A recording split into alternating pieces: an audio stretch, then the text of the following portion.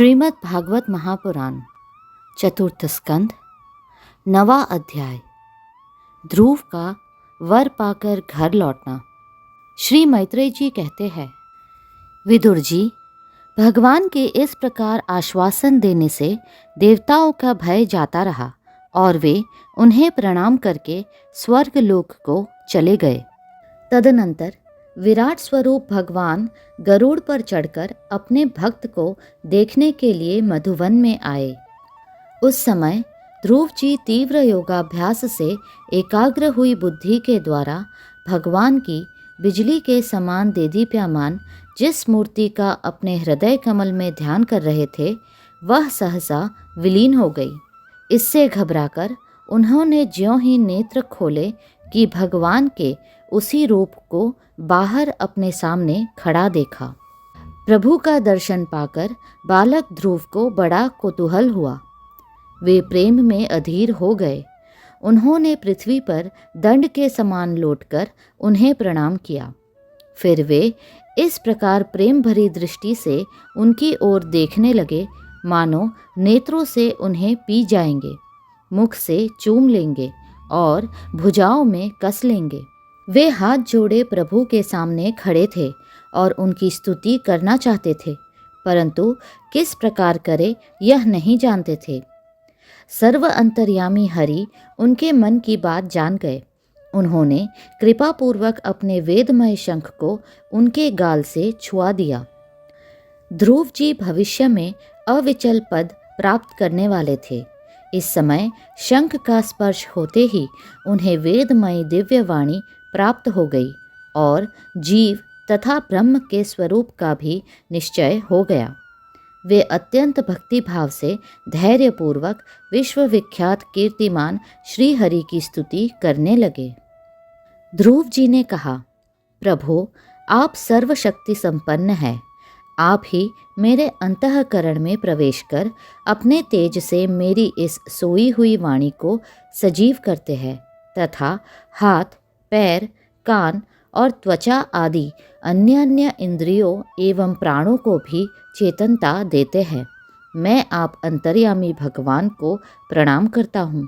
भगवान, आप एक ही है, परंतु अपनी अनंत गुणमयी माया शक्ति से इस महद आदि संपूर्ण प्रपंच को रचकर अंतर्यामी रूप से उसमें प्रवेश कर जाते हैं और फिर इसके इंद्रिय आदि असत गुणों में उनके अधिष्ठात्री देवताओं के रूप में स्थित होकर अनेक रूप भासते हैं। ठीक वैसे ही जैसे तरह तरह की लकड़ियों में प्रकट हुई आग अपनी उपाधियों के अनुसार भिन्न भिन्न रूपों में भासती है। नाथ, सृष्टि के आरंभ में ब्रह्मा जी ने भी आपकी शरण लेकर आपके दिए हुए ज्ञान के प्रभाव से ही इस जगत को सोकर उठे हुए पुरुष के समान देखा था। दीनबंधो, उन्हीं आपके चरण तल का मुक्त पुरुष भी आश्रय लेते हैं। कोई भी कृतज्ञ पुरुष उन्हें कैसे भूल सकता है। प्रभु, इन शव तुल्य शरीरों के द्वारा भोगा जाने वाला इंद्रियों और विषयों के संसर्ग से उत्पन्न सुख तो मनुष्यों को नरक में भी मिल सकता है। जो लोग इस विषय सुख के लिए लालायित रहते हैं और जो जन्म मरण के बंधन से छुड़ा देने वाले कल्पतरु स्वरूप आपकी उपासना भगवत प्राप्ति के सिवा किसी अन्य उद्देश्य से करते हैं, उनकी बुद्धि अवश्य ही आपकी माया के द्वारा ठगी गई है। नाथ, आपके चरण कमलों का ध्यान करने से और आपके भक्तों के पवित्र चरित्र सुनने से प्राणियों को जो आनंद प्राप्त होता है, वह निजानंद स्वरूप ब्रह्म में भी नहीं मिल सकता। फिर जिन्हें काल की तलवार काटे डालती है, उन स्वर्गीय विमानों से गिरने वाले पुरुषों को तो वह सुख मिल ही कैसे सकता है। अनंत परमात्मन, मुझे तो आप उन विशुद्ध हृदय महात्मा भक्तों का संग दीजिए जिनका आप में अविच्छिन्न भक्ति भाव है। उनके संग में मैं आपके गुणों और लीलाओं की कथा सुधा को पी पी कर उन्मत्त हो जाऊंगा और सहज ही इस अनेक प्रकार के दुखों से पूर्ण भयंकर संसार सागर के उस पार पहुँच जाऊंगा। कमलनाभ प्रभो, जिनका चित्त आपके चरण कमल की सुगंध में लुभाया हुआ है, उन महानुभावों का जो लोग संग करते हैं, वे अपने इस अत्यंत प्रिय शरीर और इसके संबंधी पुत्र, मित्र, ग्रह और स्त्री आदि की सुधि भी नहीं करते। अजन्मा परमेश्वर, मैं तो पशु, वृक्ष, पर्वत, पक्षी, सरीसृप अर्थात सर्प आदि रेंगने वाले जंतु, देवता, दैत्य और मनुष्य आदि से परिपूर्ण तथा महद आदि अनेकों कारणों से संपादित आपके इस सदात्मक स्थूल विश्व रूप को ही जानता हूँ। इससे परे जो आपका परम स्वरूप है, जिसमें वाणी की गति नहीं है, उसका मुझे पता नहीं है। भगवन, कल्प का अंत होने पर योग निद्रा में स्थित जो परम पुरुष इस संपूर्ण विश्व को अपने उदर में लीन करके शेष जी के साथ उन्हीं की गोद में शयन करते हैं तथा जिनके नाभि समुद्र से प्रकट हुए सर्वलोकमय सुवर्ण वर्ण कमल से परम तेजोमय ब्रह्मा जी उत्पन्न हुए, वे भगवान आप ही हैं। मैं आपको प्रणाम करता हूँ। प्रभो, आप अपनी अखंड चिन्मयी दृष्टि से बुद्धि की सभी अवस्थाओं के साक्षी है तथा नित्य मुक्त शुद्ध सत्वमय सर्वज्ञ परमात्मा स्वरूप निर्विकार आदि पुरुष षडैश्वर्य संपन्न एवं तीनों गुणों के अधीश्वर है। आप जीव से सर्वथा भिन्न है तथा संसार की स्थिति के लिए यज्ञाधिष्ठाता विष्णु रूप से विराजमान है। आपसे ही विद्या अविद्या आदि विरुद्ध गतियों वाली अनेकों शक्तियाँ धारावाहिक रूप से निरंतर प्रकट होती रहती है। आप जगत के कारण अखंड अनादि अनंत आनंदमय निर्विकार ब्रह्म स्वरूप है। मैं आपकी शरण हूँ। भगवन, आप परमानंद मूर्ति है। जो लोग ऐसा समझकर निष्काम भाव से आपका निरंतर भजन करते हैं, उनके लिए राज्य आदि भोगों की अपेक्षा आपके चरण कमलों की प्राप्ति ही भजन का सच्चा फल है। स्वामिन, यद्यपि बात ऐसी ही है तो भी गौ जैसे अपने तुरंत के जन्मे हुए बछड़े को दूध पिलाती और व्याघ्र आदि से बचाती रहती है, उसी प्रकार आप भी भक्तों पर कृपा करने के लिए निरंतर विकल रहने के कारण हम जैसे सकाम जीवों की भी कामना पूर्ण करके उनकी संसार भय से रक्षा करते रहते हैं। श्री मैत्रेय जी कहते हैं, विदुर जी, जब शुभ संकल्प वाले मतिमान ध्रुव जी ने इस प्रकार स्तुति की, तब भक्त वत्सल भगवान उनकी प्रशंसा करते हुए कहने लगे। श्री भगवान ने कहा, उत्तम व्रत का पालन करने वाले राजकुमार, मैं तेरे हृदय का संकल्प जानता हूँ। यद्यपि उस पद का प्राप्त होना बहुत कठिन है, तो भी मैं तुझे वह देता हूँ। तेरा कल्याण हो।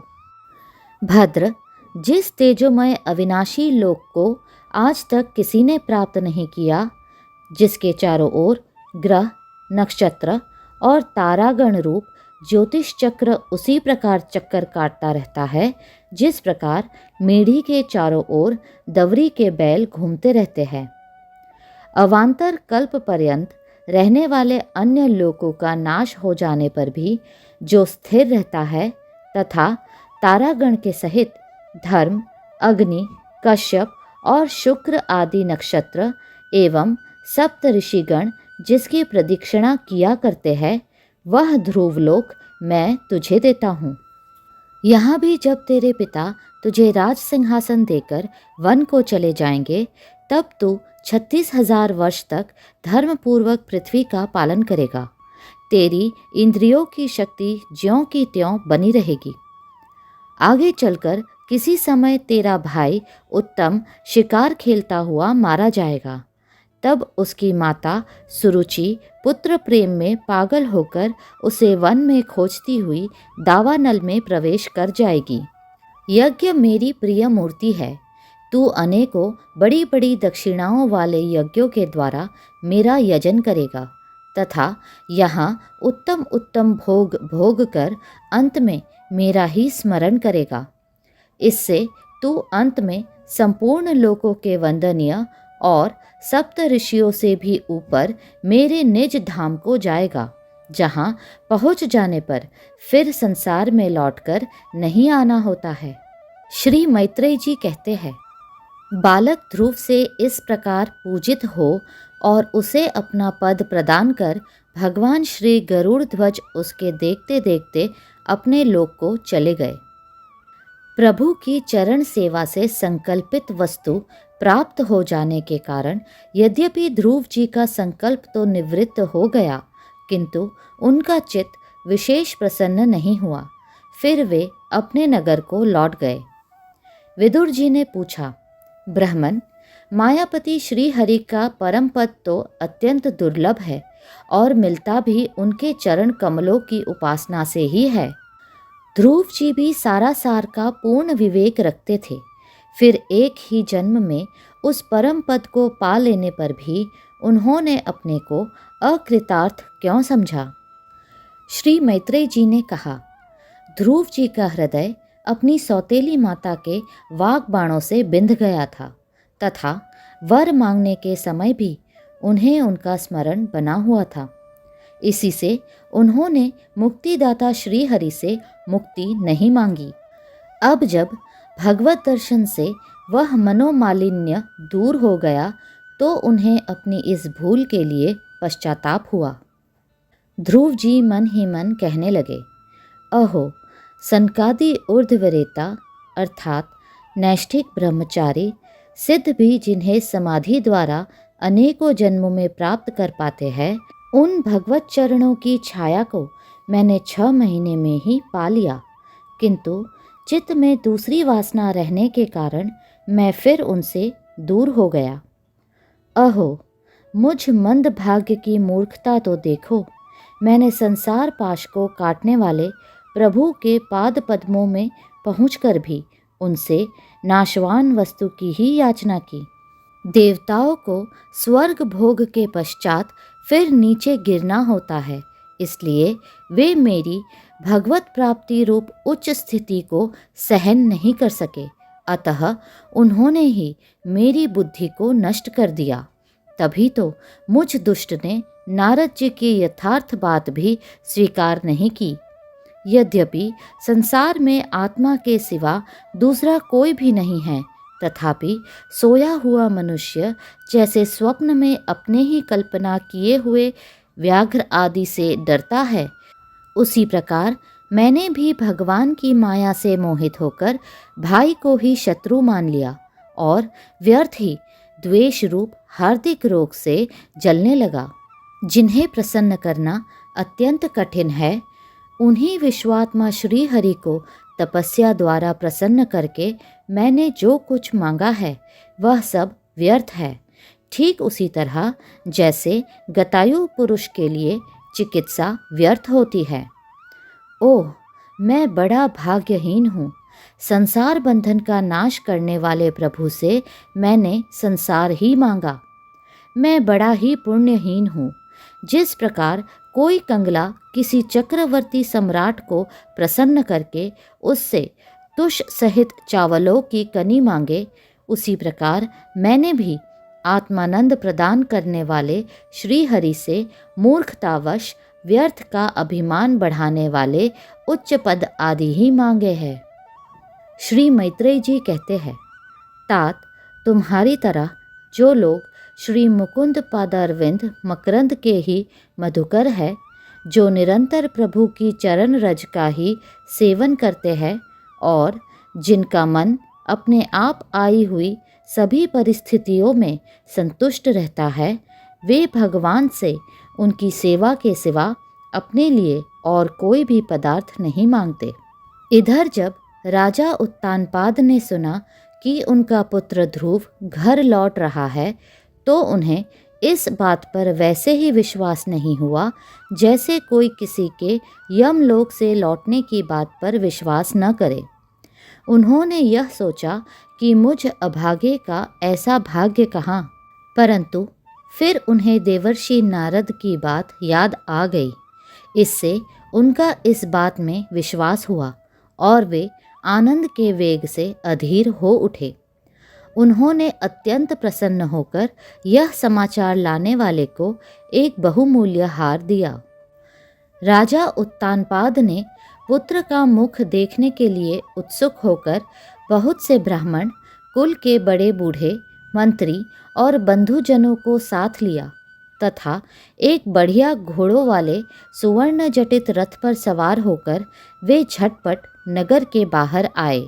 उनके आगे आगे वेद ध्वनि होती जाती थी तथा शंख, दुंदुभी एवं वंशी आदि अनेकों मांगलिक बाजे बजते जाते थे। उनकी दोनों रानियां सुनीति और सुरुचि भी सुवर्णमय आभूषणों से विभूषित हो राजकुमार उत्तम के साथ पालकियों पर चढ़कर चल रही थी। ध्रुव जी उपवन के पास आ पहुँचे। उन्हें देखते ही महाराज उत्तानपाद तुरंत रथ से उतर पड़े। पुत्र को देखने के लिए वे बहुत दिनों से उत्कंठित हो रहे थे। उन्होंने झटपट आगे बढ़कर प्रेमातुर हो लंबी लंबी सांसें लेते हुए ध्रुव को भुजाओं में भर लिया। अब ये पहले के ध्रुव नहीं थे। प्रभु के परम पुनित पाद पद्मों का स्पर्श होने से इनके समस्त पाप बंधन कट गए थे। राजा उत्तानपाद की एक बहुत बड़ी कामना पूर्ण हो गई। उन्होंने बार बार पुत्र का सिर सूंघा और आनंद तथा प्रेम के कारण निकलने वाले ठंडे ठंडे आंसुओं से उन्हें नहला दिया। तदनंतर सज्जनों में अग्रगण्य ध्रुव जी ने पिता के चरणों में प्रणाम किया और उनसे आशीर्वाद पाकर कुशल प्रश्न आदि से सम्मानित हो दोनों माताओं को प्रणाम किया। छोटी माता सुरुचि ने अपने चरणों पर झुके हुए बालक ध्रुव को उठाकर हृदय से लगा लिया और अश्रु गदगद वाणी से चिरंजीवी रहो ऐसा आशीर्वाद दिया। जिस प्रकार जल स्वयं ही नीचे की ओर बहने लगता है, उसी प्रकार मैत्री आदि गुणों के कारण जिस पर श्री भगवान प्रसन्न हो जाते हैं, उसके आगे सभी जीव झुक जाते हैं। इधर उत्तम और ध्रुव दोनों ही प्रेम से विह्वल होकर मिले।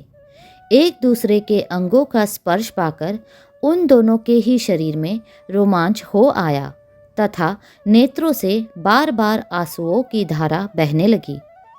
ध्रुव की माता सुनीति अपने प्राणों से भी प्यारे पुत्र को गले लगाकर सारा संताप भूल गई। उसके सुकुमार अंगों के स्पर्श से उसे बड़ा ही आनंद प्राप्त हुआ। वीरवर विदुर जी, वीर माता सुनीति के स्तन उसके नेत्रों से झरते हुए मंगलमय आनंद अश्रुओं से भीग गए और उनसे बार बार दूध बहने लगा। उस समय पूर्ववासी लोग उनकी प्रशंसा करते हुए कहने लगे, महारानी जी, आपका लाल बहुत दिनों से खोया हुआ था, सौभाग्यवश अब वह लौट आया। यह हम सबका दुख दूर करने वाला है, बहुत दिनों तक भूमंडल की रक्षा करेगा। आपने अवश्य ही शरणागत भय भंजन श्री हरि की उपासना की है। उनका निरंतर ध्यान करने वाले धीर पुरुष परम दुर्जय मृत्यु को भी जीत लेते हैं। विदुर जी, इस प्रकार जब सभी लोग ध्रुव के प्रति अपना लाड़ प्यार प्रकट कर रहे थे, उसी समय उन्हें भाई उत्तम के सहित हथनी पर चढ़ाकर महाराज उत्तानपाद ने बड़े हर्ष के साथ राजधानी में प्रवेश किया। उस समय सभी लोग उनके भाग्य की बढ़ाई कर रहे थे। नगर में जहाँ तहाँ मगर के आकार के सुंदर दरवाजे बनाए गए थे तथा फल फूलों के गुच्छों के सहित केले के खंभे और सुपारी के पौधे सजाए गए थे। द्वार द्वार पर दीपक के सहित जल के कलश रखे हुए थे, जो आम के पत्तों, वस्त्रों, पुष्पमालाओं तथा मोती की लड़ियों से सुसज्जित थे। जिन अनेकों परकोटों, फाटकों और महलों से नगरी सुशोभित थी, उन सबको सुवर्ण की सामग्रियों से सजाया गया था तथा उनके कंगूरे विमानों के शिखरों के समान चमक रहे थे। नगर के चौक, गलियों, अटारियों और सड़कों को झाड़ बुहार कर उन पर चंदन का छिड़काव किया गया था और जहाँ तहाँ खील, चावल, पुष्प, फल, जौ एवं अन्य मांगलिक उपहार सामग्रियाँ सजी रखी थी। ध्रुव जी राजमार्ग से जा रहे थे। उस समय जहाँ तहाँ नगर की शीलवती सुंदरियाँ उन्हें देखने को एकत्र हो रही थी। उन्होंने वात्सल्य भाव से अनेकों शुभ आशीर्वाद देते हुए उन पर सफ़ेद सरसों, अक्षत, दही, जल, दूर्वा, पुष्प और फलों की वर्षा की। इस प्रकार उनके मनोहर गीत सुनते हुए ध्रुव जी ने अपने पिता के महल में प्रवेश किया। वह श्रेष्ठ भवन महामूल्य मणियों की लड़ियों से सुसज्जित था। उसमें अपने पिताजी के लाड प्यार का सुख भोगते हुए वे उसी प्रकार आनंदपूर्वक रहने लगे जैसे स्वर्ग में देवता लोग रहते हैं। वहाँ दूध के फेन के समान सफ़ेद और कोमल शैयाएँ, हाथी दाँत के पलंग, सुनहरी कामदार पर्दे, बहुमूल्य आसन और बहुत सा सोने का सामान था।